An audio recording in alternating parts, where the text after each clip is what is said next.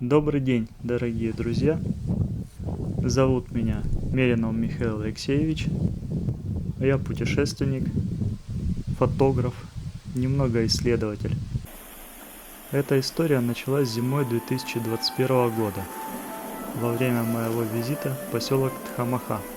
Расположен этот поселок в глубине лесов в предгорье Западного Кавказа, в Северском районе Краснодарского края. Он действительно находится на большом удалении от цивилизации. Почти 30 километров дороги к Тхамахе пролегает по сплошному лесу.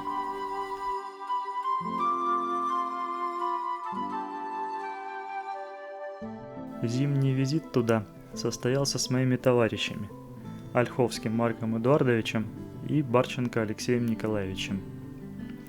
Вместе мы довольно много путешествуем по Краснодарскому краю, посещаем красивую местность, фотографируем, иногда снимаем коротенькие видео про интересные места. Ранее мы уже посещали окрестности Тхамахи, и не раз. Мы были в Шабановском, ходили по ее окрестностям, были в Мирном, у подножия хребта Карабет. Но вот в Тхамаху все никак не получалось заехать. И вот впервые мы в нее попали лишь в первых числах января 2021 года.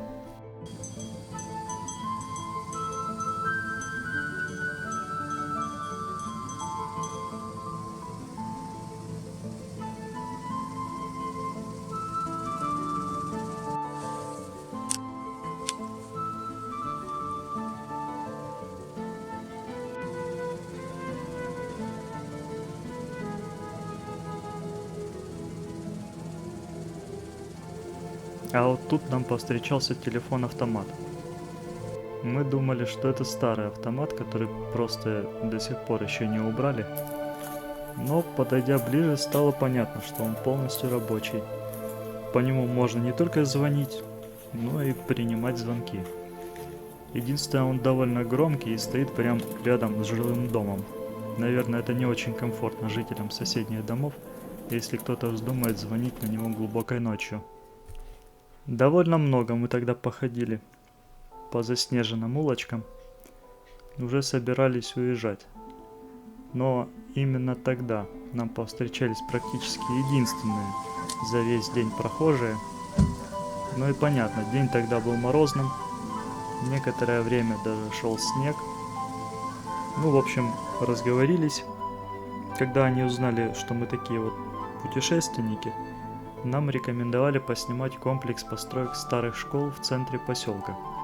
Жители еще рассказали, что есть вероятность, что в отношении школ будет реорганизация, и есть опасения, что их детям и внукам придется ездить на учебу в соседнее село Шабановское.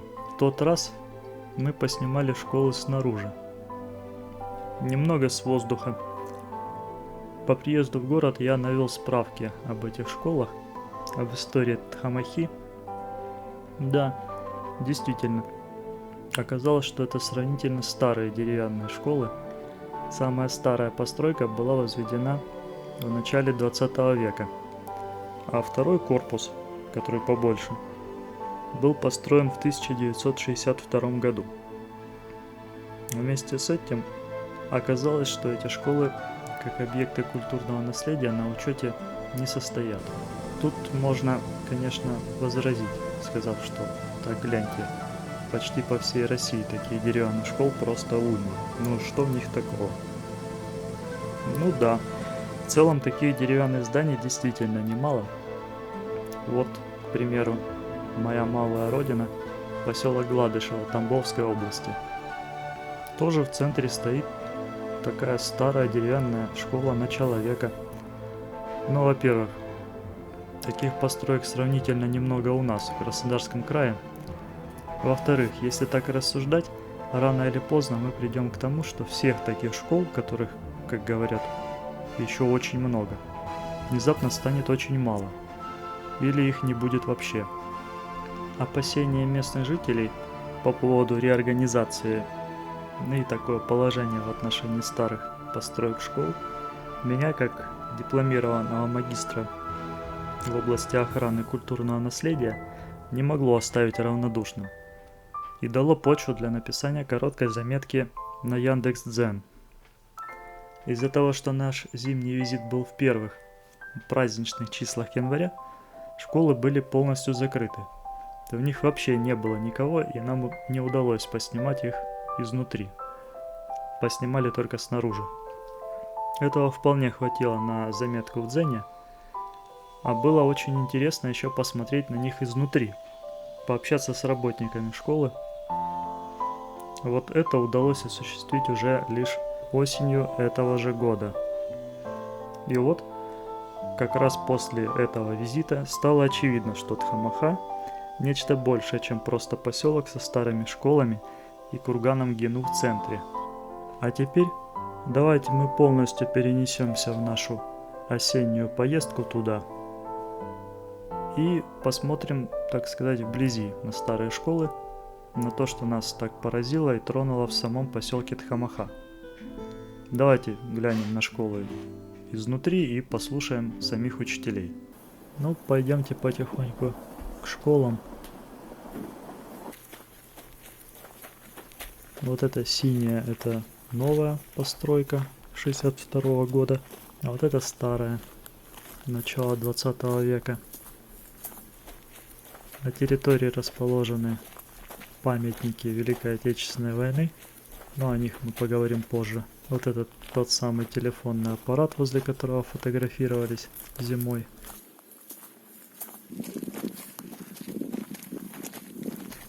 Мы продолжаем движение к школам. С зимы прошло несколько месяцев, они тут красочкой, видно, что-то обновили. Фиолетовые двери появились у старой школы.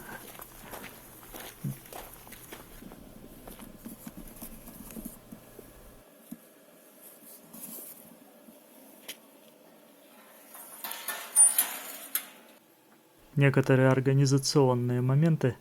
Это мы сейчас ищем того, с кем велась переписка по электронной почте, чтобы нас встретили. Ира, у тебя спрашивают. Вот люди с камерой пришли. Я приеду через 10 минут. Ну вот, теперь все хорошо. Директор в курсе того, что мы приехали. И сама она подъедет через несколько минут. А пока можно поснимать просто несколько кадров снаружи.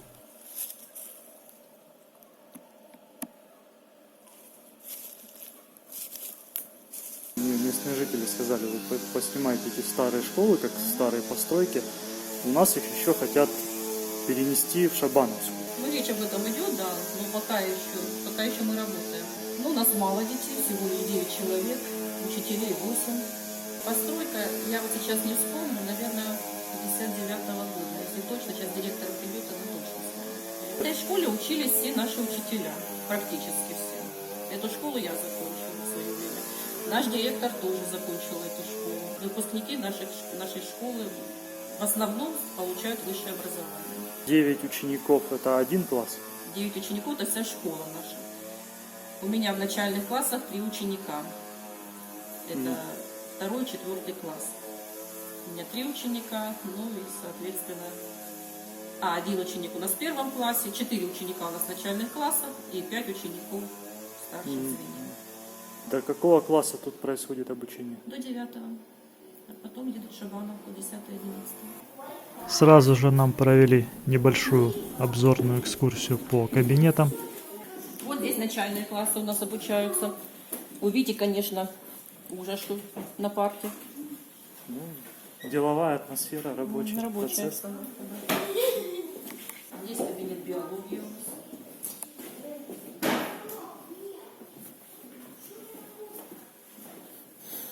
Здесь кабинет русского языка.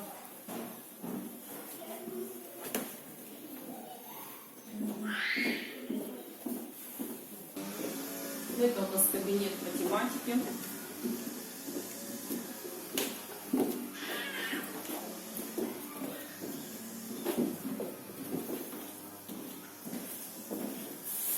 Сейчас тут у нас первоклассница учится поделки, видимо, какие-то делать, листочки. Ну это получается практически как индивидуальная, Да, один ученик. индивидуальные уроки проходят. Да. Вот у нас и директор подъехала. Расскажите, как вот в самом поселке живется вам, ну как это чувствуется, жить в Тхамахе и Тхамахе, извиняюсь, мне даже кто-то поправил там. И работать здесь вот так вот как-то на удалении. Но просто глядя на карту, ощущение, что это такая глушь страшная. Это так кажется. Мы привыкли, нам нравится. Ну да, и наоборот, я горжусь тем, что я здесь живу. У меня дети растут на свежем воздухе, питаются натуральными продуктами. У них индивидуальное обучение в школе. Если на какие-то мероприятия села, он за рулем села на машину, поехала, отвезла их. То есть и мне, я не страдаю, мне хорошо, у нас частный дом, детям раздор. То есть минусов вообще, наоборот, больше плюсов. В самой Тхамахе как экономика построена, чем занимаются люди. Ну, работы, конечно, нет. Вот у нас школа, детский сад, соцзащита. И все, ну, магазины. Я видел, там заброшенная эта лесопилка у вас там с краном, что-то такое стоит. Да, там у нас был леспромхоз когда-то, Ага. было очень большое предприятие. Работы нет, а как работают все-таки? Как от чего деньги? Выезжают. Свиноводство какое-то, да? Да, хозяйство, конечно. Не без этого огороды, хозяйство, конечно. Все так живут. Некоторые уезжают в Краснодар, возвращаются. Наверное, поехали на стройки на какие-то, поработали там. Ну, не обязательно. Ну, Здесь скажем, вот Кость, ты открыл вернулся. магазин, вот который вот самый первый магазин. У нас у меня сосед ездит каждый день на работу. В 6 утра они выезжают, вечером в 7-8 приезжают. В чем минус будет для поселка, если школы вдруг решат все же закрыть? Откроется школа, наш поселок, он будет уже не поселком, не селом, а уже у нас Дачный переименуют поселок. его дачный поселок. Будет Статус поменян. поменяется поселка. Ну, То есть с другой это не стороны, настолько так, он как бы детям тяжело. вот садиться, ехать, малышей, вот это возить, ну как-то, я не знаю, я бы своего ребенка не стала отдавать. Понятно, потеряется много рабочих мест. Все учителя, у которых не будет, куда им деваться, не там, штаб у них полностью забит. Возрастной контингент учителей какой? Если вдруг работа исчезла, сколько еще придется дорабатывать людям здесь? Да, Она еще тоже долго. То есть лет 20 у всех есть. У меня Всё. 25 лет вот стажа педагогического. У меня 13. А в Мирном что Мне за там школа? давно закрыли школу, уже давно нет. У нас лагеря, да, проводят? Да, какие-то лагеря, вот так же мало было детей и закрыли. Учащиеся их куда-то В перевели или там Шабановку автобус кто возит. тоже Да. все в Шабанов? На предыдущих кадрах была закрытая школа в Мирном, а это школа в Шабановском, куда возят учеников из всех окрестных поселков. Ну и куда из Тхамахи тоже собираются всех перевести. Потом я начал задавать много вопросов, связанных с историей школ, с историей поселка. Поэтому учителя познакомили нас с местным знатоком истории, заведующим детским садиком Галушко Зоей Николаевной. Надо Зоя Николаевна встретиться. Она очень много рассказала. Ну, в садике ж. Она с Поговорим с ней. удовольствием Она дает интервью, всё она любит расскажет это всё, она, вообще. она очень много знает. Она заведующая Раз. детским садом. Поэтому сейчас потихонечку идем мы к нашей машине и поедем к ней навстречу. А сейчас мы едем к Зое Николаевне. В детский садик рядом с ДК. И первый поворот. Вот он, первый поворот. Вот это поворот. Детский садик. Я просто уткнулся в камеру. Там, ну это Калуга вот сюда.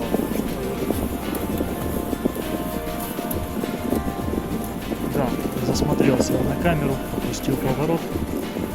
Ну ничего, подъезжаем к детскому садику с другой стороны и идем навстречу Зое Николаевне.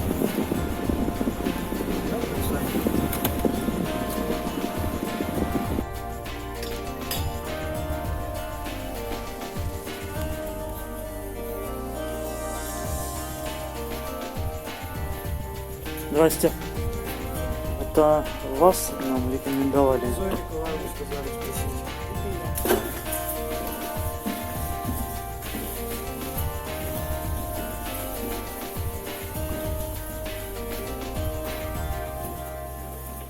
Проходите, присаживайтесь. И когда была освобождена Кубань и заселено правобережье Кубани, Мгм. уже 75 лет там было правобережье, заселено казачеством. И началось освоение левобережья. У нас это считается левобережье Кубани, реки Кубань. Вот. Тогда было освобождение стран Балканского полуострова, была освобождена и Бессарабия. В то время Молдавия не называлась она. Нам очень повезло повстречать такого человека, как Зоя Николаевна, потому что она оказалась не только глубоким знатоком местной истории, но и бережным хранителем традиций первых переселенцев Тхамахи из Бессарабии. Она уделила нам очень много времени, рассказывая про дореволюционное время, про время Великой Отечественной войны. Рассказ получился настолько подробным, что мы приведем его целиком в конце этого фильма.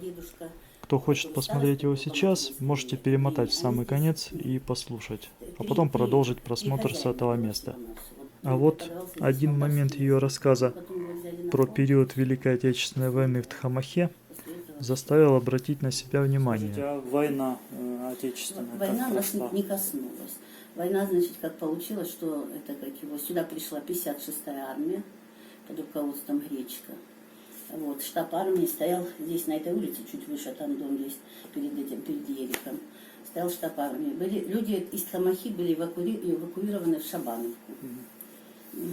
Шабановку. У нас там родни, папа из семьи 12 детей. А дом остался еще? Да, стоит этот дом. А он как памятник числится? Не числится как памятник. Вот именно он сюда и приезжал, и здесь стал штаб армии, а еще в другом доме было НКВД, военное, там на моей улице. Из рассказа про времена Великой Отечественной войны в Тхамахе стало понятно, что здесь, кроме школ, имеется еще два очень интересных места. Это сохранившееся здание штаба армии и здание НКВД. То есть получается, что вместе со школами, курганом Гену, тут достаточно немало потенциальных объектов культурного наследия, причем некоторые из этих объектов имеют достаточно большую историко-культурную важность. Это я имею в виду штаб армии, потому что Тхамаха, получается, у нас поселок достаточно уникальный. Он единственный из окрестных населенных пунктов не был в оккупации, он был почти полностью окружен, и здесь был один из центров Кавказской оборонительной операции по защите Кавказа от натиска немецко-фашистских захватчиков. Теперь, как вы понимаете, нам очень хотелось посмотреть на сохранившееся здание штаба армии и здание НКВД. Мы решили, что осматривать нужно все по порядку, а у Зои Николаевны еще было что нам рассказать про школу. И так как тут все расположено рядом, сейчас мы возвращаемся на их территорию, чтобы послушать ее рассказ. Прибыв на территорию школ, мы продолжили разговаривать на тему Великой Отечественной войны в Тхамахе. Выяснилось еще несколько интересных моментов. Например, что на территории школы располагался военный госпиталь. Ну давайте послушаем лучше Зою Николаевну. Красная, Смоленская, это как бы горячий ключ. Новодмитриевка, Калужская, все было под немцем. Единственное место, где была дислокация 56-й армии и где, значит, это откуда формировался боевой кулак по освобождению Кубани. Вот. Хочу сказать, значит, естественно, люди держали оборону в горах, и госпиталя были здесь, находились. Вот здесь был фильтрационный госпиталь на территории этого школы старой. Здесь их приносили, да. Вот в этом здании был, да? Здесь приносили с гор, тут недалеко у нас. Вот приносили, обрабатывали раны, где-то зашивали, где-то перевязывали и несли на основной госпиталь, который находился на Иглице, между Шабановкой и Тхамахой. Люди некоторые не выживали, их хоронили, у нас есть несколько могил на нашем кладбище, поначалу на кладбищах местных жителей. Потом начали хоронить уже, где умер, там и понад речкой было много, и вот там, где у нас сейчас это клуб, на территории клуба, его не было тогда, на территории клуба была большая братская могила. Короче, все, которые приходили сюда, на это фильтрационные медпункты и умирали или не доносили их раненых, то хоронили, значит, вот братскую могилу на территории, ну, остановка вот там у нас, значит, короче, вот в этом месте. А в 1947 году по указу Сталина был указ собрать все останки и перевести на территории школ. В то время здесь после войны вернулся орденоносный мой отец, морской пехотинец, вот, и возглавил эту артель. Герой труда, который назывался. И вот они, значит, собирали вместе с работниками, в основном женщины. Женщины, дети и инвалиды в основном состояли на учете в этой артели. И вот они, значит, 14 подвод собрали понад речкой наша Адигако. Потом, значит, вот здесь с этой братской могилы 14 костей погибших воинов. И всех похоронили вот здесь в братской могиле и поставили памятник. Вот. Там только 9 имен. Сколько умерло здесь примерно, не знаете? Ну, если 14 подвод костей, Я про 14 подвод 14 костей. подвод лошадей запряженных. Много людей погибало здесь в горах. Это и с той стороны. В общем, всё. Только вот сюда было чисто. Вот все сюда в сторону это Шабановка и туда к морю.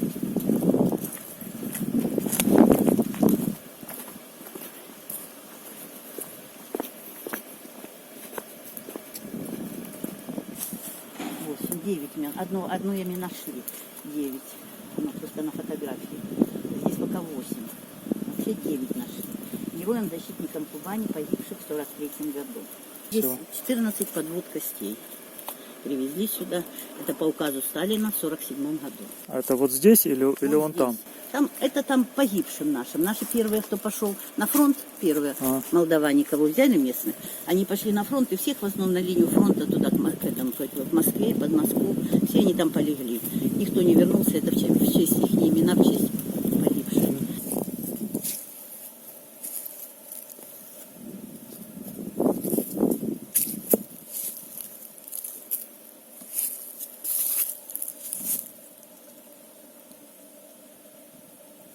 У нас здесь бомбежек не было. У нас прилетала рама из горячего ключа. Разведка это. Да, кидали эти прокламации. И иногда кидала по бомбе. Мгм. Ну так, возьмут с собой, наверное, ради интереса. И вот еще один стоял фильтрационный медицинский центр, стоял там недалеко от меня, на улице. Улица Леонтьева, по-моему, там называется. Ну, сейчас неважно, как Жильцовы там шли.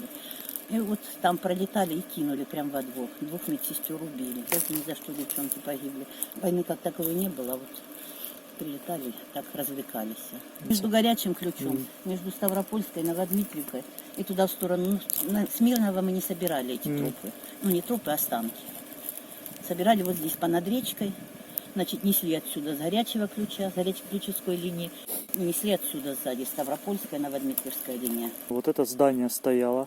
Да. А где еще были какие-то постройки, где стояла техника? Ну, я хочу сказать, что техники в основном не было, все лошади были. Мгм. Сюда я не проезжала, не могла техника пройти. Что все на лошадях и на руках женщин этих. Ну и солдат, которые с винтовочками шли. Палатки стояли, это как его, возле школы были палатки на этой территории. Были. Вот здесь стояли. И сзади там же не было ничего, где новая школа. Новую школу в 60-х годах построили. Как часто тут происходят мероприятия, посвященные Великой Отечественной войне? Ну, 9 мая очень много людей приезжает, очень. Здесь у нас, значит, мероприятия проводят, дети выстраиваются, да, вот на этой Вот, площадке, да. Возлагают цветы к памятнику, вот. Приходят люди старшего поколения, но очень мало этого, уже никого не осталось ветеранов. К теме Великой Отечественной войны в Тхамахе мы еще вернемся при осмотре здания штаба армии и здания НКВД.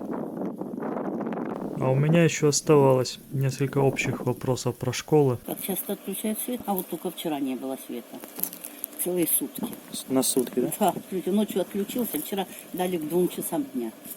Ага. Свет, представляете? А ночью отключили. Не знаю, что. Ну, дождь был, может быть, где-то замыкало или нет. Пытались они дважды отключали там на крепостном повороте. Ну, а потом оно все тухло. В час ночи включили, в 3 часа ночи. И только к 2 часам дня, вчерашнего дня дали. Про водоснабжение школы можете рассказать, как вода поставляется сюда? Вода. У нас колодец на территории школы. У нас колодец на территории школы. И с этого колодца берут воду. А пить воду откуда берете детям? Или каждый сам носит сейчас? Ну, в принципе, желательно, чтобы сами носили. Ну, сейчас же Но видите, мало мода что. какая, бутылка берут, дети приносят. А так вообще все. Раньше пили мы с того колодца. У нас не было проблем. Ну, в принципе, я набираю, ставлю баклажки, дети хотят. Ну, в основном летом мало кто пьет. Как вот осуществляется водоснабжение школы? Школы. Это старый колодец. Это выкопан в 61 году, также руками людей. А до этого, когда была та школа, там на улице, вообще в старину в домах не строили колодцы. Почему-то вот люди, пришедшие оттуда из Бессарабии, они почему-то строили на улице колодцы. Это считалось большой памятью. Пройдет человек, выпьет воду и поменет умерших. Мне пришлось быть в Молдавии, так там, представьте, над дорогой есть центральная трасса. Ну, буквально через 10-15 метров стоят колодцы. Ну, это сохранилось у них до сих пор, что надо колодец на улице, тогда человек выпьет воду, и там будет в том свете вода, ее там, говорят, нет. Вот. Поэтому копали колодцы. Понятно. Вот так. Ну, у нас тоже они пришли, принесли такие традиции. А потом стали уже все во дворах копать себе.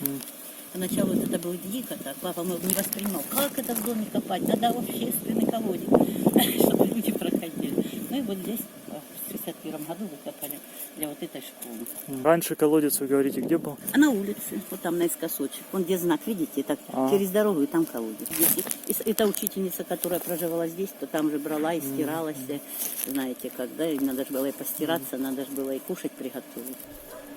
Вот он, этот старый школьный колодец. До сих пор он стоит, функционирует. Внутри есть вода.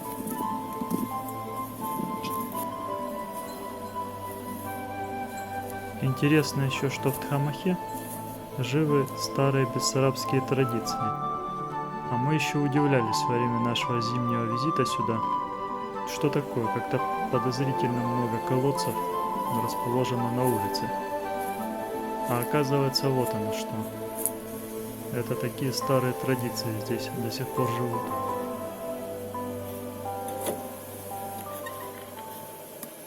Почему в школу вроде бы есть ввод труб для мазутного отопления, а она до сих пор топится дровами? А вот она надо подходить, посмотрите, вот она движется. Вот она, проходит.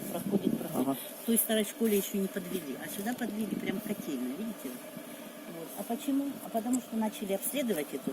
Короче, в 2001 году построили нашу котельную, реконструировали, это детского сада котельная. Провели реконструкцию, установили новые печи дизельные, там у нас тоже раньше дровами топилось. Вот 20 лет, считай. Вот. И за это время вот эти трубы так не были использованы в школе. Они засоленные такие. Вот сейчас ЦУП ЖКХ нас забрал, то раньше я была хозяйка котельной. А теперь получается, что ЦУП ЖКХ это такой в общем, они взяли в свои руки все котельные детских садов и школ района. Они попробовали прокачать, а она вся течет. То есть фактически просто потому, что дырявые трубы. Да, уже их никто не 20 поменяет. лет прошло, конечно. Их надо или новую линию строить от этого от котельной. Ну и они как бы попытались и присылали рабочих, но они не смогли прокачать сюда. Вот. А когда когда построили, я хотела. Ну, здесь был директор, который хотела дровами топиться. Она отказалась, представляете? Она говорит, мне дровами уже. 20 лет они, а мы там по-современному в садике. А вон то, что за конструкция рядом с трубой? Это называется пожарные водоемы. Понятно? А их когда построили? Это построили 5 лет назад. У нас пожарники стали очень строгие. Всем надо пожарный водоем. Даже у меня тоже в детском саду есть пожарный водоем. Но у меня такой основательный. Еще леспромхоз построил там из железнодорожных таких больших емкостей по 25 кубов. А здесь вот бедному директору пришлось где-то искать бочку. И вот так вот придумать. Ну, зато пожарники довольны. Меркулиева Любовь Владимировна. Она вот сделала такой водоем. А он большой там? Ну, тут в нем точно 25 кубов. Это оттуда, с леспромхоз, когда развалился, оттуда с леспромхоза она могла взять, закопать. Если пожар, он как-то автоматически трубами или все в ведра? Тогда должна машина подъехать, опустить шланг. Там вход у нас в калитку, есть ворота въездные на углу. Вот он подъедет сюда до вот этих блоков, кинет сюда шланг и наполнит целую печь. А расскажите про конструкцию строений школ. Турлучное строение. Вот, турлучное. А турлучное это такое строение. Это значит, делается каркас как вот сейчас из бетона, да. Только делано из дерева хорошего, зимнего поруба. Вот, делается каркас. Потом каркас заплетается, вот, ее устанавливают или ложат лежа, там смотря какой будет этот между пролетами, и забивают глиной. Это вот это? Да, это все и та такая же. Вот у меня дом, 150 лет ему, тоже турлучный. То есть получается под вот этой обшивкой там турлуч, да? Да, вот под обшивкой турлуч, глина. Вот он стоит на камнях, видите, основа вот 4, и тут камни, и там камни. Здесь лежит балка. Угу. Здесь стоят балки. Угу. Понятно, да? Здесь как, само собой стоят. А вот этот промежуток забивается глиной, только сначала решетится древесина, а потом забивается глиной. Теплое, хорошее строение. Ну, вот здесь, видите, вот ее видно, глину. Раньше месили лошадями, глину делали большой замес, потом носили, забивали. И, в общем, вот так. Ну, конечно, она в совсем плохом упадническом состоянии, видите. Все это так надо переобшить. Основа-то еще есть. А вот это обшито в какие годы? Обшито в то же время, когда было построено. Я думал, это переобшили уже там Не, 100 раз. это с тех времен еще. А она ж тут почти не мокнет, оно все под крышей, поэтому оно получается, видите, такие эти, или как это называется, короба тоже под крышей, металлом крытая. И даже представьте, из Краснодара металл привезли в те времена.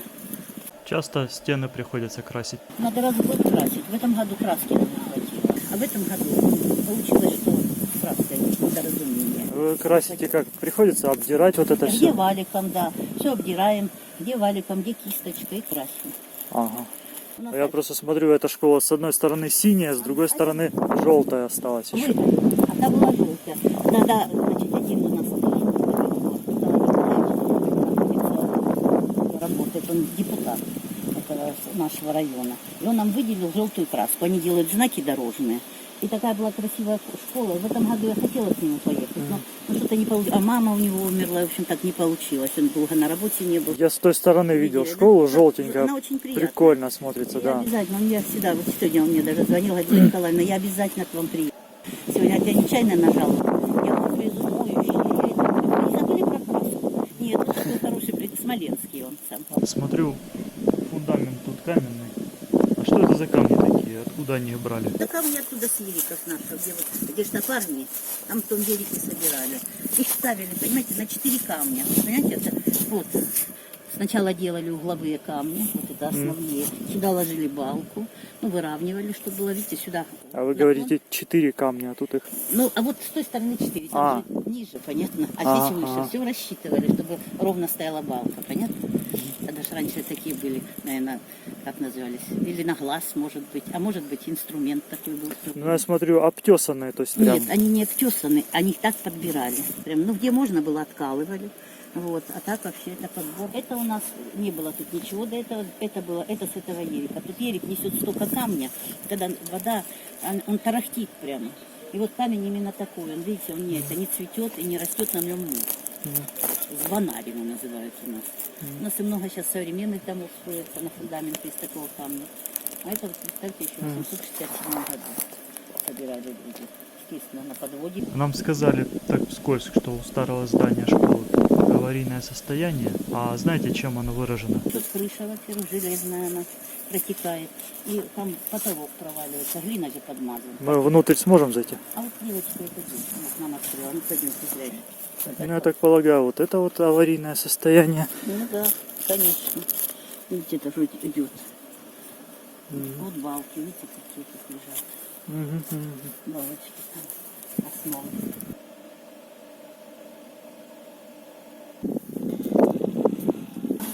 Ну, здесь медпункт сделали. А сюда не открыто, где жил учитель раньше? Все? А, ну да, это как-то клеит. Ну вот здесь протекает, видите? И тут он упал. Да, там. Значит, с этой стороны повреждена кровля и слой.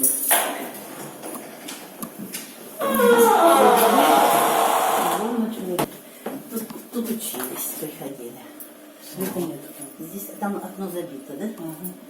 А с той стороны тоже комната есть, с этого, со спортзала, да? Да. Вот там жил Подсобка там. Что еще, кроме протечек, аварийное у вас? Чем выражено? Все окон у нас нет. Шифер у нас, кроме шифера, железо у нас прогнило. И поэтому у нас просвечки. Стены не расходятся? Нет, это крепко сделано. Крепко.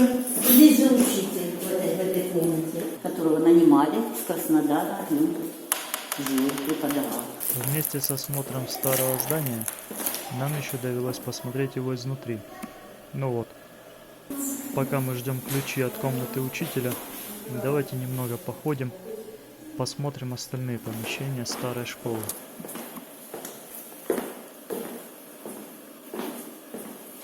Здесь у нас медпункт, здесь подъем на лестницу.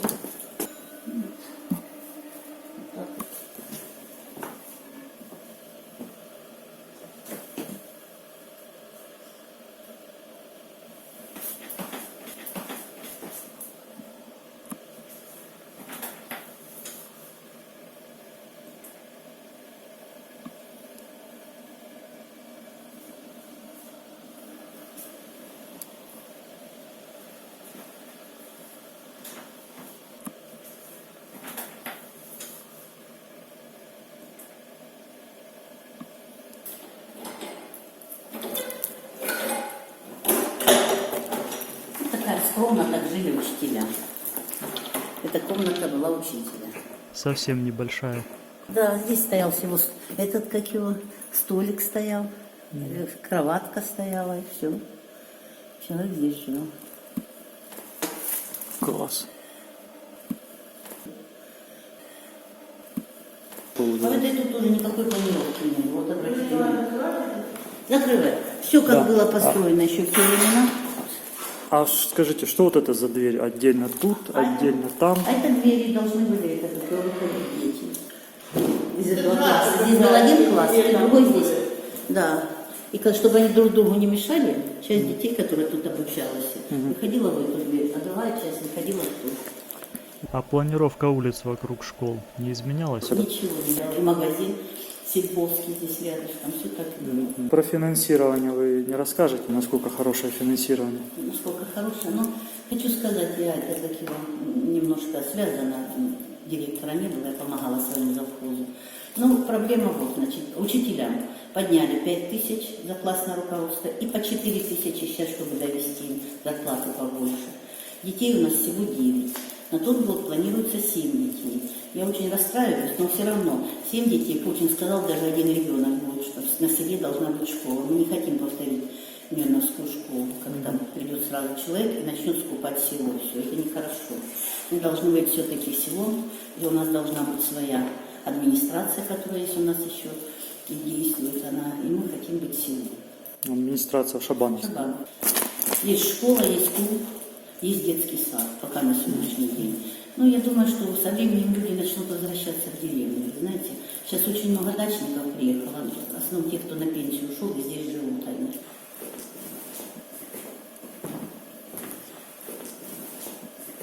А это еще старинная школа. Называется Крючок. Спасибо. Большой крючок. На сколько учеников школа рассчитана вообще, в принципе? Я просто видел, что там очень много парт стоит. Когда я училась в 61 году, да, у нас дети учились во вторую смену. Тогда было градообразующее предприятие леспромхоз. Были бараки, куда люди приезжали. И они приезжали с детьми сюда. В этой школе учились 2 смены. В моем классе было 25 детей. Вот.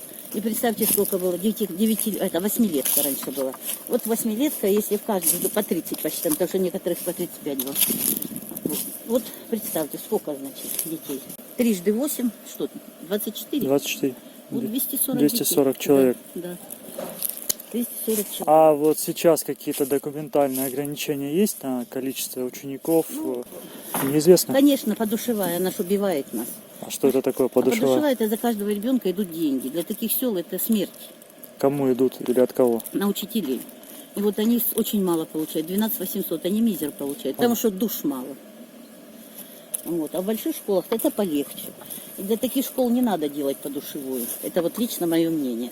Для того, чтобы в селах сохранить и учительский состав педагогический, и чтобы сохранить школы. Вот.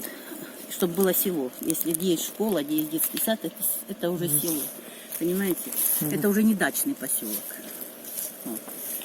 Поэтому надо в таких школах не вводить подушевое, а делать оклады педагогам. А возможно ли такое, что учеников из Мирного стали бы возить сюда, к вам на учебу? А из Мирного возят в эту Шабановку. В Шабановке в самой там у них 30-35 детей. Они как бы там все. Там и учительница ездит одна. И возит, сопровождает этих детей. Она преподавала когда-то в Шабановке, в Мировской школе, а теперь преподает начальные классы в Шабановке. Вот я смотрю, она привозит.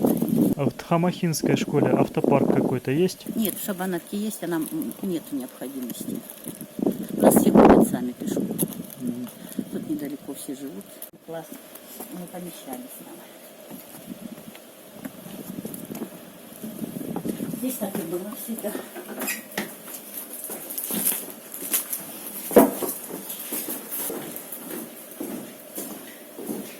Здравствуйте.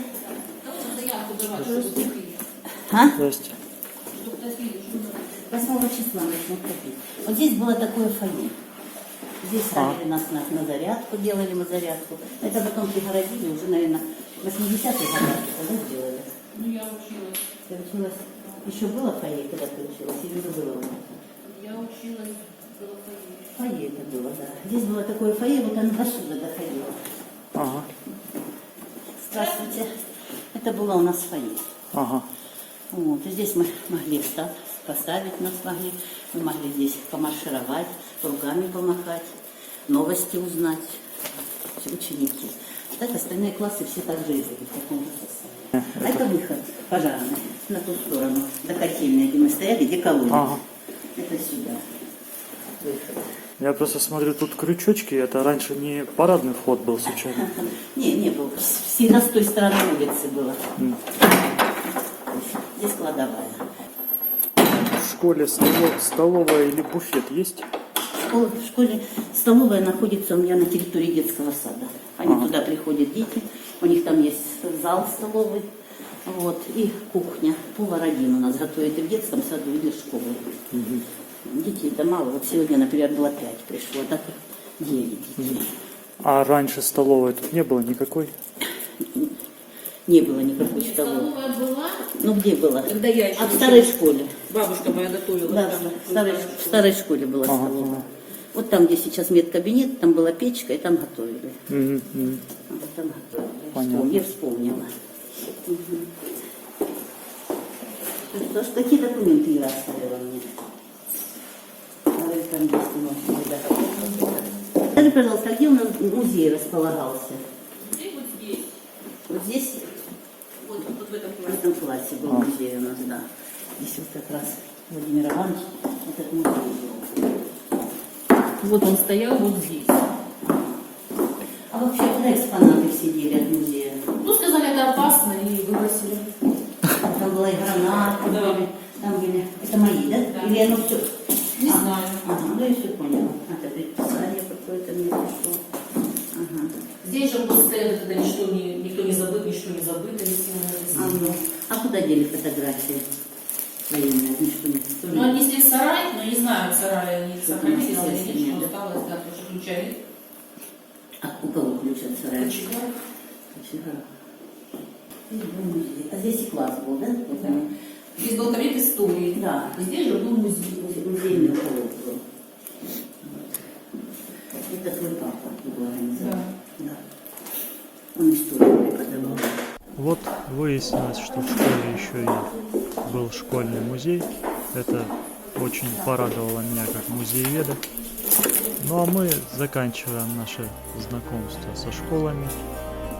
Огромное спасибо учителям, Зое Николаевне. И движемся дальше. Мы хотели посмотреть здание штаба армии и здание НКВД. Вот к ним мы сейчас и отправимся.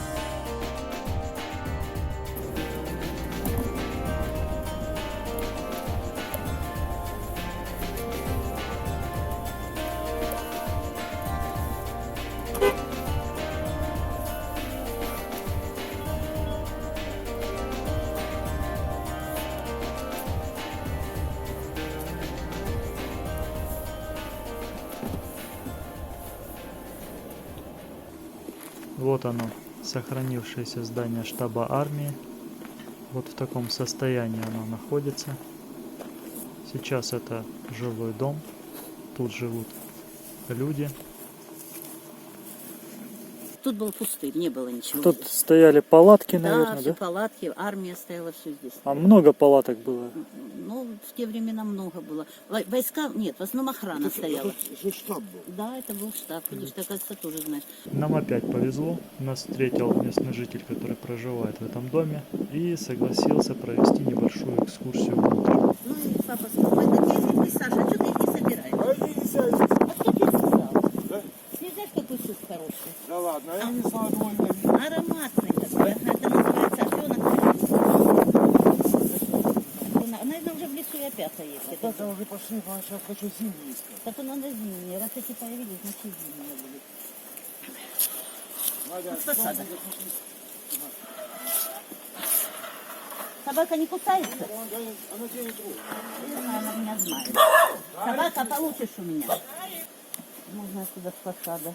Ой, какая у тебя айва, Саша. Пойди посмотри. Сонька, заходите. Мы разуваться не будем, у нас у молдаван не принято разуваться. Хорошо. Это европейцы, которые не разуваются.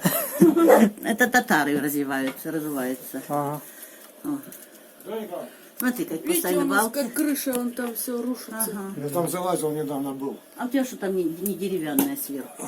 А вот этот, как этот, я не знаю, кто это делал. Ну, натопили хорошо, видишь, как хорошо. Вот так вот. Нормально, чисто. Штабисты же, чистенько, что. Не зря ты свою Надю, это как его. Она мне когда работала в садике, знаешь, какая она чистоплотная. Ну, конечно, тут современная мебель уже, но в то время жили так. Вот там отпадает у тебя. Вот такой фасон был. То есть это молдавское такое строение. Да, Очень может быть. Говорит, не трогай. А у меня вот так заходишь в сенцы, и крест закрытый. Все изолировано.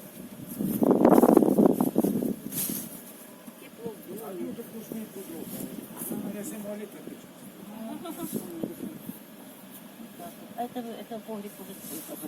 А как туда заходить? Туда спускаться вниз? Нет. А как туда залазишь? Нагибаешься? Нет, вот так. Понятно. Вот мы совершенно не рассчитывали на то, что нам удастся попасть внутрь штаба армии, посмотреть, как оно. Но, как я сказал раньше, нам повезло, и мы там побывали. Ну, а сейчас мы переместимся к зданию НКВД. Посмотрим, как оно выглядит. Вот здесь, значит, в 42 году, когда пришел штаб армии, 56-й, здесь находилась НКВД. Это дом вот этот вот. Вот этот под этим. Со светлой крышей, да? Да, да. Это покрыто уже при советской власти, а так он был бранью укрыт. Вот. Здесь, значит, решались многие вопросы. Здесь были разведчики, собирались, которые выходили потом по местам туда, в сторону Смоленской, в сторону Новодмитриевской, и собирали сведения. Вот. Здесь обучали девочек. Были девочки такие, которые проходили курсы, потом их переодевали, и они шли, допустим, в Ставропольскую. Там они приходили типа в гости и собирали информацию о румынах. Там в основном румынов стояли везде. Немецкие войска, но в основном румыны. Они еще язык знали, девчата все. Вот. Одну из них девочку повесили там. Вот. Она сдал ее кто-то. А девчата наши местные, Вардзарь ее была звать, фамилия Вардзарь. Вот. Это Дарья Егоровна мне рассказывала, она входила в эту группу, 3 девочки их посылали. Ну, здесь были, значит, это как его, что-то Ксения Васильевна очень запомнился, говорит, Коля один был разведчик. А они, самое интересное, это их не дом, и они жили в одной комнате, во всех других комнатах, их 3 комнаты, было НКВД. Вот та, где Касса Мария у нас называется, они изолированные комнаты, и там находилась главная. И вот это, как его, здесь решались вопросы по охране, по сохранению документов, по вылавливанию этих предателей, полицаев. Здесь решались такие сложные вопросы. И подготавливали для разведки девчонок местных наших, которые ходили. А как девочку-то звали, что погибла? Вардзарь. Вардзарь? Валя Вардзарь. Фамилия была Вардзарь. Валя Варdzай. А Даша в тот день не пошла с ними. И, говорит, пряталась я. И потом она в Шабановку ушла. Это я бы пошла, и меня бы там повесили. Вот она, наверное, почувствовала. Ходила 3 раза. 3 раза ходила, они там приходили, там где-то посидят, там родственники есть. Типа они к родственникам пришли. Вот. А румыны, они говорят на похожем языке. Они много могли собрать информации. И приносили сюда. А в тот 3-й раз она не пошла. И эту Валю Варdzай повесили. На площади. В Шабановской, да? Нет, в Ставропольской. Нет, они пришли в Ставропольскую. В это время, там они дня 2 были. И в это время кто-то сказал, что пришли из Тхамахи от НКВД. И этих девчонок выловили. Так что вот такая вот была история здесь.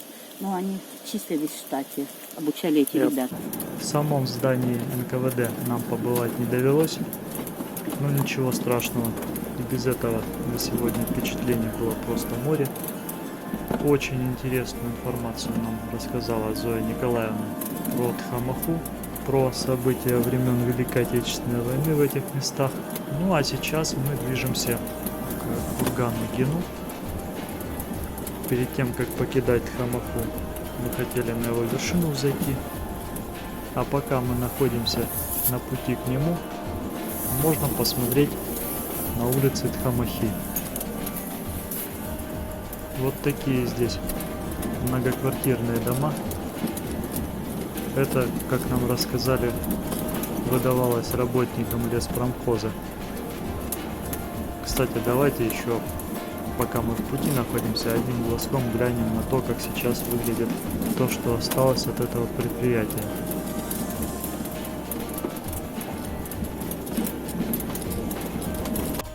На сам леспромхоз ведет дорога, она открыта, но она какая-то такая заросшая, грязная.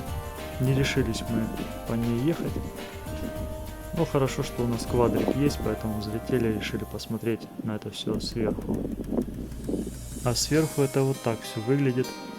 Одинокий кран на фоне горы леса, скорее напоминающий памятник. Весь он ржавый, заросший внизу.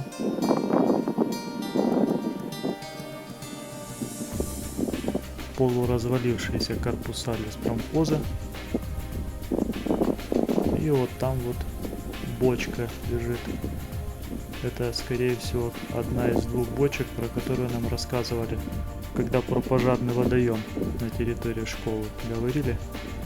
Вот, по всей видимости, 2-я бочка как раз отсюда на нужды школы и переехала. Ну, а мы подъезжаем к кургану Гену. Поэтому давайте переместимся к осмотру его склонов. Сходим на вершину. Вот он, курган Гену, в самом центре поселка. С левой стороны школы, магазин. С правой стороны дом культуры и детский садик. Вот, кстати говоря, с левой стороны от детского садика маленькое белое строение. Это как раз та самая распределительная станция, от которой разводка идет на отопление детского садика и школ. У подножия подъема на курган располагается природный памятник. Это дуб-старожил 16-17 века. Вот вначале мы к нему подойдем. Говорят, что нужно обнять этот дуб и загадать желание. При этом желание сбудется.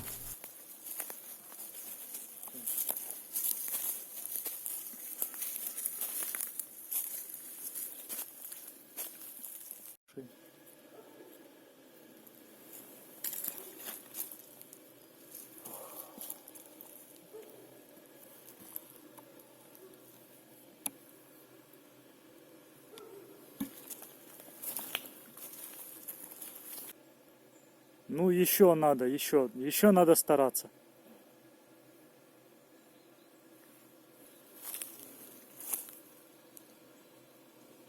Все желания загаданы, и мы продолжаем движение к вершине кургана. Вот там где-то в центре кадра, чуть выше, просвет виднеется. Это как раз и есть вершина насыпи. Ну, картинка, конечно, не передает масштаба кургана. Он действительно огромный. А вот тут очень хорошо видно, насколько крутые здесь склоны.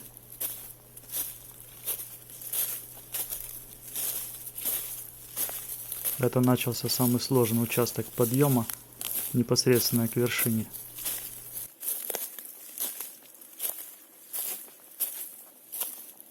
Мы выходим на вершину. Как нам и говорили, тут небольшая полянка, на ней не растут деревья. Образуется такой просвет в листве.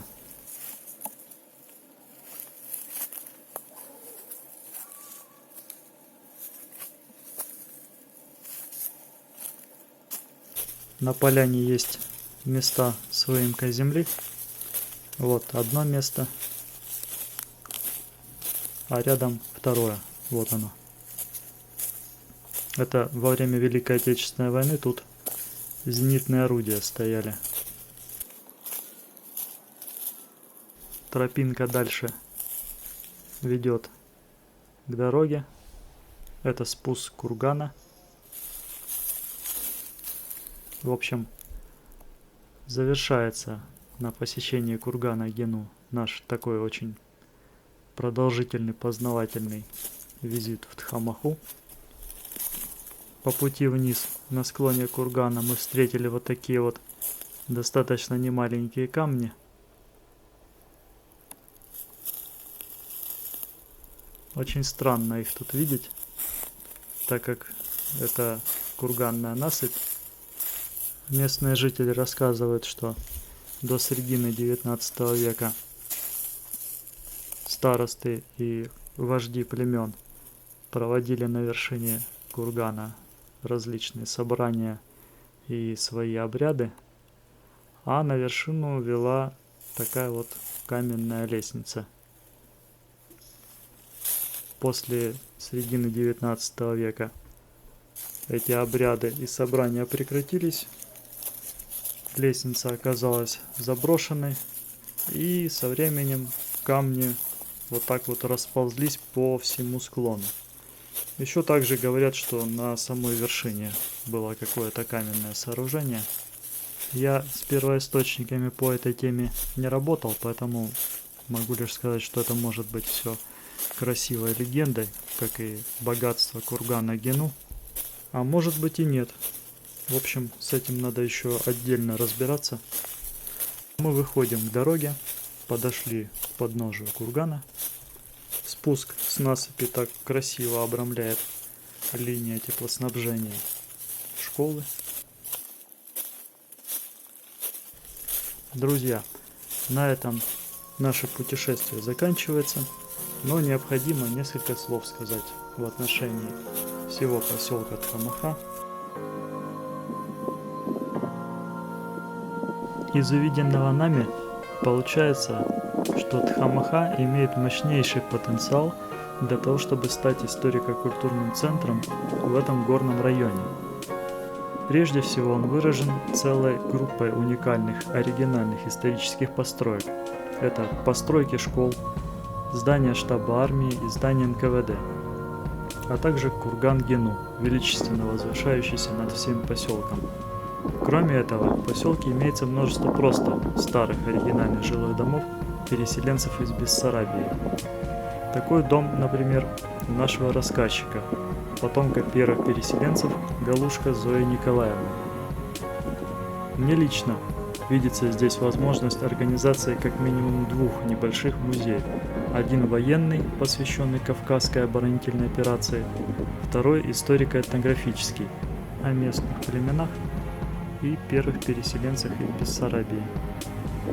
Поэтому Тхамаху можно смело назвать жемчужиной или неограненным алмазом Краснодарского края и Северного Кавказа. А на нас с вами лежит задача по ее бережному сохранению.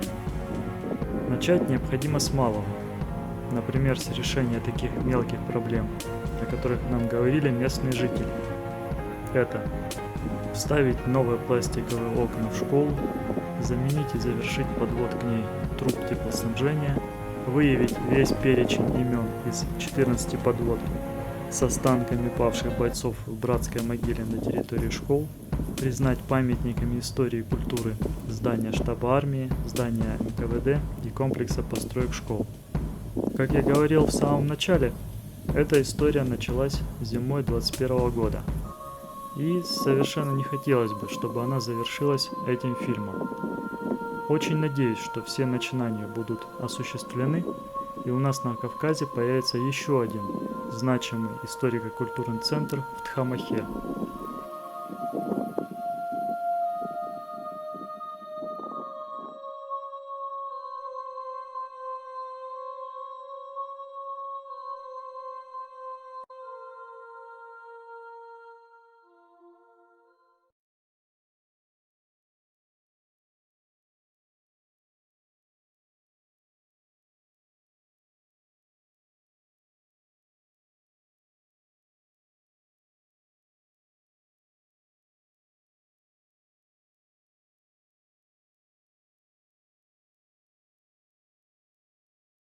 Всем спасибо за просмотр фильма. А теперь полный рассказ Зои Николаевны про историю поселка Тхамаха. Когда в 1000 году, приехали молдаване сюда. И когда была освобождена Кубань и заселено правобережье Кубани, уже 75 лет там было правобережье, заселено казачеством. И началось освоение левобережья. У нас это считается левобережье Кубани, реки Кубань. Вот. Тогда было освобождение стран Балканского полуострова, была освобождена и Бессарабия. В то время Молдавия не называлась она. Была освобождена Бессарабия, и единоверная Бессарабия присягнула на верность нашему царскому престолу. И был кинут клич малоземельную Бессарабию, земли мало всегда там было, как и везде в Европе, малоземелье. На освоение левобережья реки Кубань. И поехали наши предки вот сюда. Приехал мой прадедушка по материнской линии, по отцовской линии. Жили сначала хуторами. А вот прадедушка, который старостой был по материнской линии, они здесь три хозяина было всего-навсего. Вот Замы, их фамилия Замма были. Вот, и бабушка, значит, дедушка, и детей у них было 7. Вот они получили надел здесь земли, прямо вот в Тхамахе. И когда, это по школам, а по отцовской линии хутор назывался Галушкина щель. Хуторами жили туда на 5-й, дальше туда, когда ехать, в Тамаху, в конце Тхамахи, где Каштановая роща, там дальше, находились все хутора. Вот. Ну, в 23-м году всех собрали, со всех хуторов свезли, только название осталось, свезли в поселок сюда.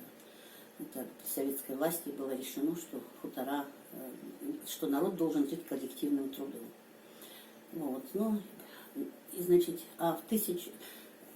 эту школу построили жители на свои средства, своими руками, покрыли железом. По тем временам железо это такая ценность была. Вот. Руководил всем этим дедушка. Выделил он свой участок своей земли. Земли-то не было. А как звали его? Василий Николаевич. А фамилия? Замма. Замма Василий Николаевич. А земля это была его. Она от речки шла и сюда под гору. И вот он выделил свою землю. Под эту школу построили школу первую. И там была комната для учителя. И нанимали учителя. Где-то в октябре начинали занятия, потому что занимались и садоводством, и овощеводством. Дети помогали. И тогда в октябре уже приезжал учитель и начинали учить детей.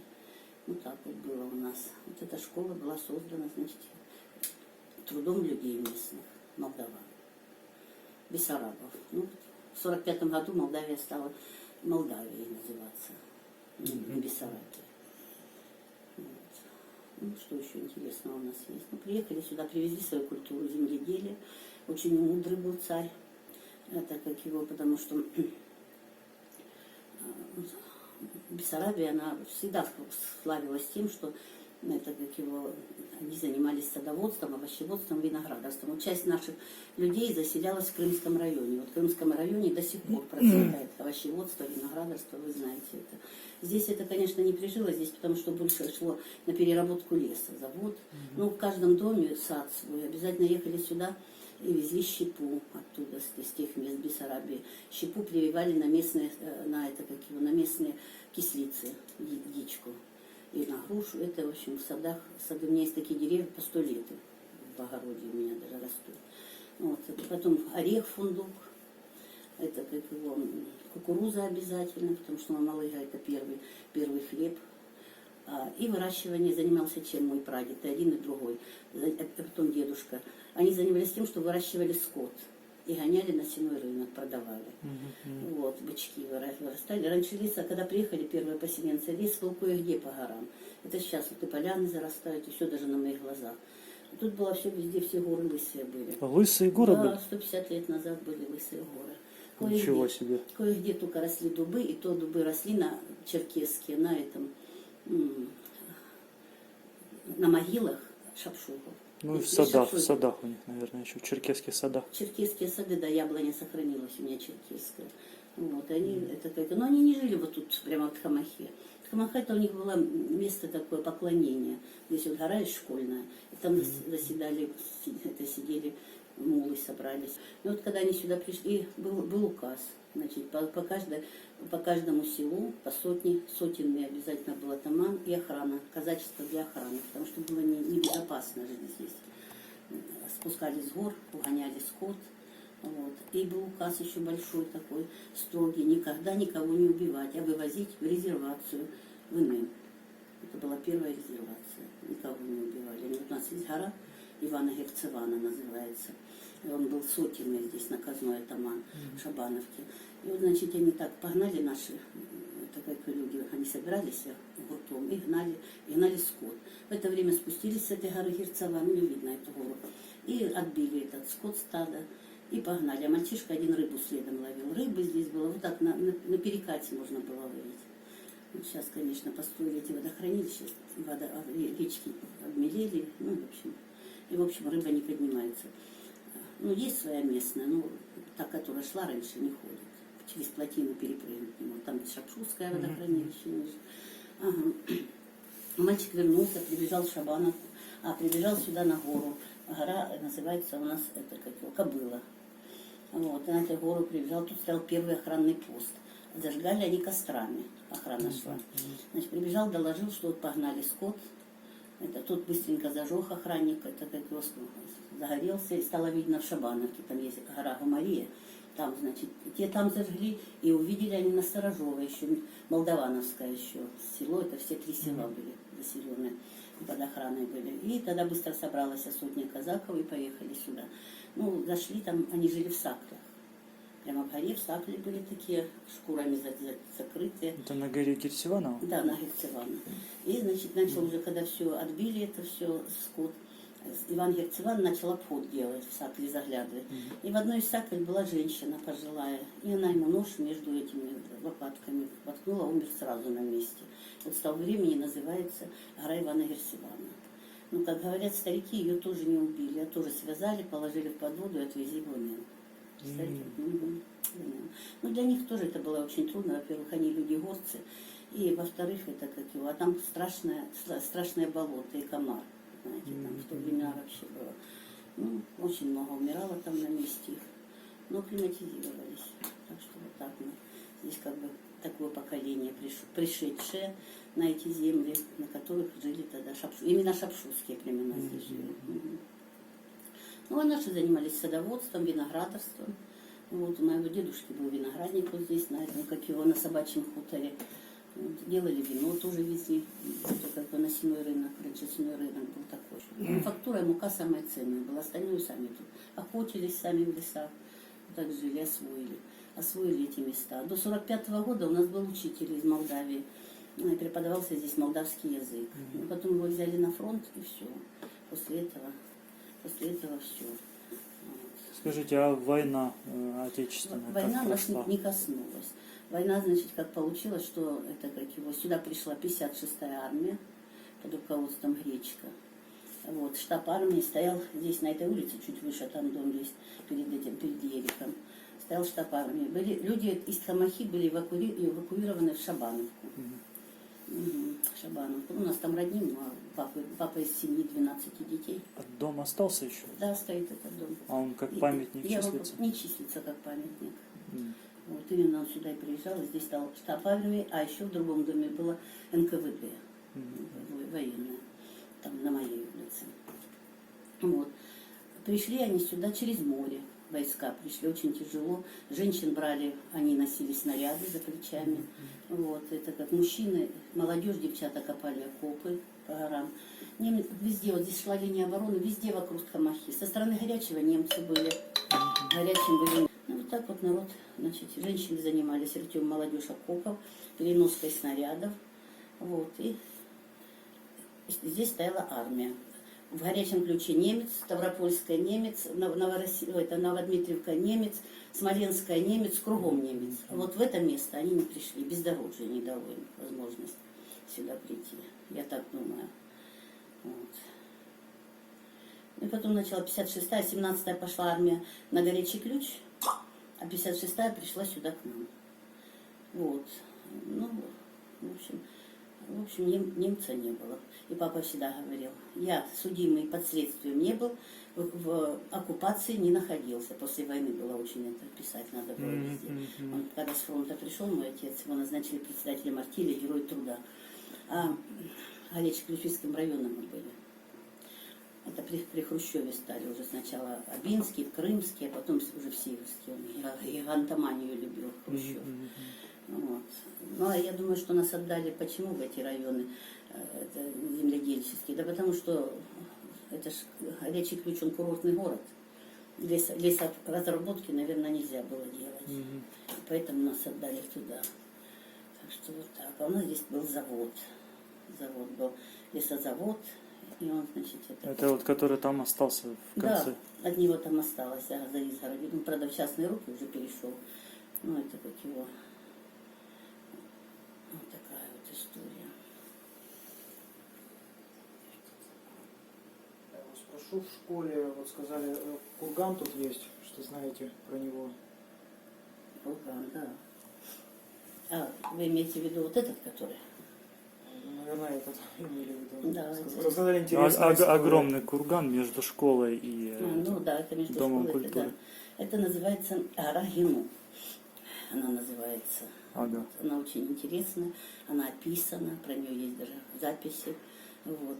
Здесь собирались мулы, и это как, ну, как называется, предводители этих племен. Вот. И это как его заседали. А там такая, она наверху на той горе вообще идет такая энергетика, вот при том, что все зарастает, а там наверху вот такой круг вообще не зарастает никогда. Еще с молодости, я помню, вот что же в этой школе училась. И сейчас он также не растет. Что за энергетика оттуда идет, не могу сказать. Но говорят, там похоронен Гену с несметными богатствами, так написано. А Гену, он был, это как его, здесь же проходил Великий Генуэзский путь. С этого, как его, с востока сюда, в Крым. Вот. Ну и вот он имел 1000 верблюдов, которые грузил и возил. И вот по дороге заболев, вот тут его похоронили. Вот. Это называется курган Гену. Если хотите, я вам поведу, покажу его. Да, ну мы сходим, Потом сходите. поснимаем. Да, очень интересно. Там сами подниметесь, я Да, вам расскажу, да, как да. подняться. Ага. Очень интересный курган, своеобразный. Ну, в общем, вот на этом кургане, когда они заседали, и говорит, одному приснился сон. Вот, что будьте изгнаны вы из этих мест, так как путали религию. И точно, и пришли в скорости войска, эти казачьи. Ну и вот они переселились в Инем. Так и произошло. Вот поначалу занимались садоводством, овощеводством, виноградарством. Первые поселенцы. Этим занимались. Разведением животных. Потом пришла советская власть. Всех с хуторов согнала вот именно в село. Пришли следом работы. Стала артель, герой труда была сначала. Потом пилорамы появились. Потом появился первый этот, как его, который делает электричество. Генератор. Электростанция. Электростанция. Да, тогда не было электростанции. Такое туда заправляли, оно чук-чук, такой паровоз был. И крутилось, и делалось это, электричество. Дизельное. Вот. Ну, потом люди, значит, начали станки подключать к ним, потом начали... То пилами пилили, двухручками делили. Потом появились пилорамы, потом появились пилы, дружбы всякие такие. Ну вот, и начали лесозаводы начали строить бараки, в которых приезжали люди, могли остановиться. Было очень много приезжих людей. Вот, сначала первые, как приехали, здесь люди говорили только на молдавском языке. Только, да. Только не было русского. Потом начали приезжать люди вот в эти бараки, и начали стыдить молдаван. Вы при нас не разговариваете по-молдавски, вы, наверное, про нас плохо говорите. Ну, и стесняться начали. Ну, вообще-то и учителя уже 45-го года не было. И сейчас язык мало в каком селе сохранился, потому что многие девчонки после войны, молдаванки, вышли замуж за русских. А там, где в семье не говорят на языке, там обязательно он забывается. Вот. Ну, потом старики собирались. Но у нас семья и папа молдаванин, и мама. У нас в семье сохранился язык. А вот бабушка придет с мамой говорить, ну там соседи, там вот, сестры папины, все время у нас дома была молдавская речь. Вот, и сохранилась она до сих пор. Тоже у нас большая семья, у нас 7 детей. Вот, родители нас родили. А сейчас чем люди занимаются? Это смотрю, А сейчас в основном дачники покупают все. Скупают, стараются купить побольше земли, чтобы было. Здесь ночуют, ездят в Краснодар работать. Некоторые живут здесь все время, по лету. На лето приезжают. А некоторые приезжают просто погулять в субботу, воскресенье и едут в город. Так. Вот. Одна семья тут, он работает в ИНЭМе, ездит каждый день. Ну, это молодые ребята, они шустрые. А так у нас что? У нас школа сохранилась, детский садик сохранился. Ну и что, клуб вот сохранился. А про детский садик можете рассказать, сколько детей, сколько рабочих работает у вас? В 1984 году это как градообразующее предприятие Северский леспромхоз построил этот детский сад. Типовой, хороший. Вот езжу часто. Я уже 20 лет работаю здесь. Мы вернулись из Тбилиси. Последнее место службы мужа было в Тбилиси. У меня подполковник запаса. Вот, и мы оттуда уехали, когда началось вот это распад Союза. В 93-м году мы приехали сюда. Вот, и я приехала на свою родину. У меня мой дом построен в молдавском степе еще от отца, от родителей отца.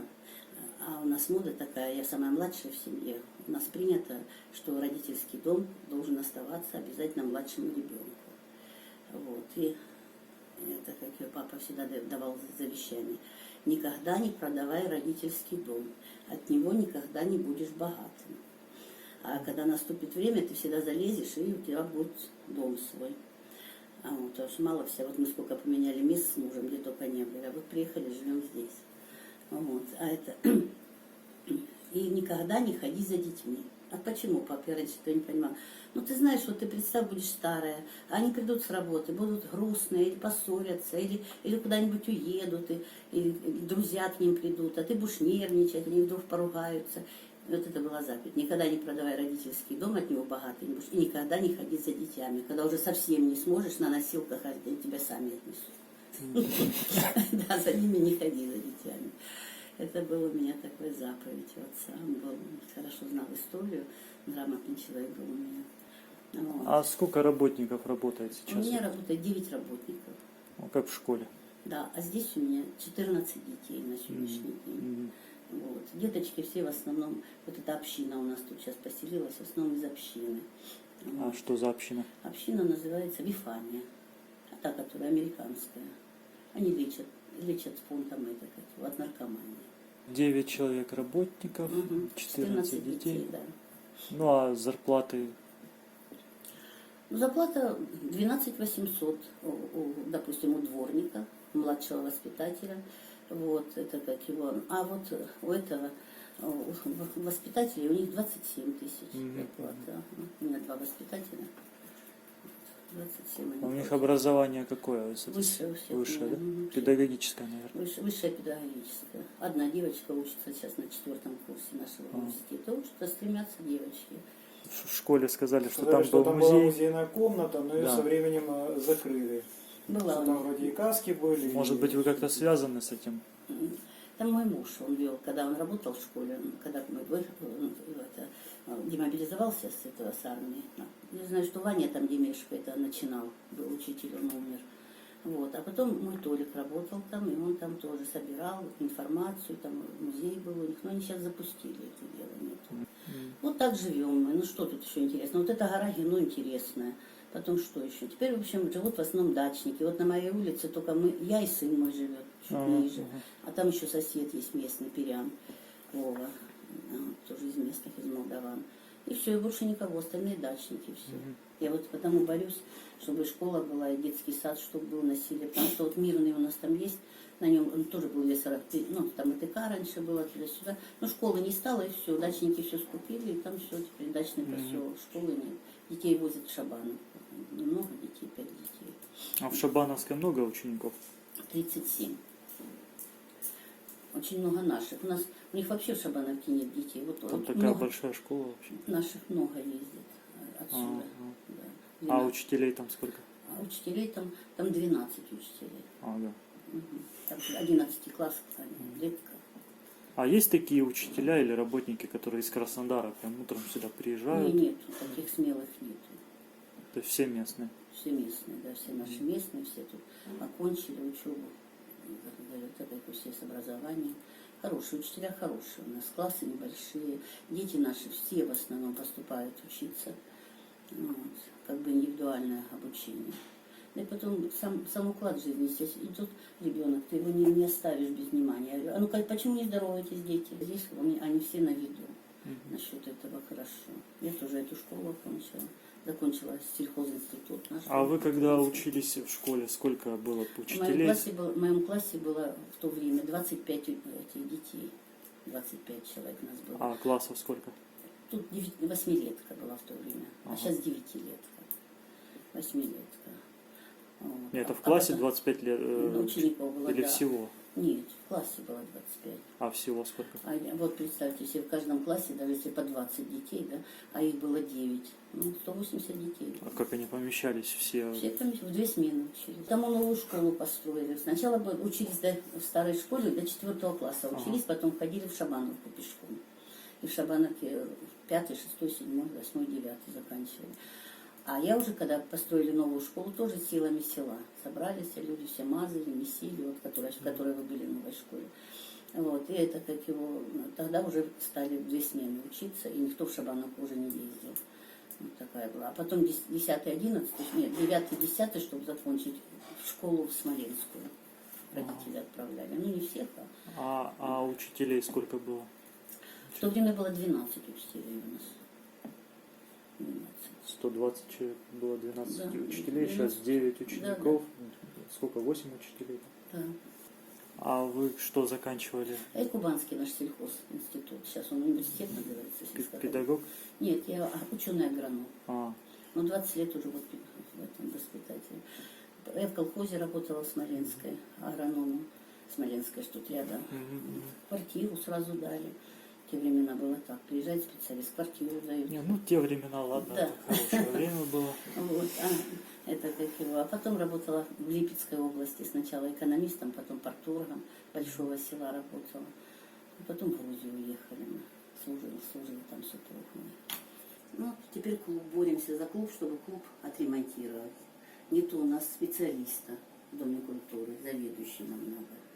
Может, кто-нибудь захочет, пусть приезжает. Как у вас вопрос с отоплением, с освещением, отключением? У нас котельная прекрасная возле садика. А топите чем? Дизельное топливо. Школу топят дровами? Школу дровами, у нас дизель, да. Рядом цивилизация у нас.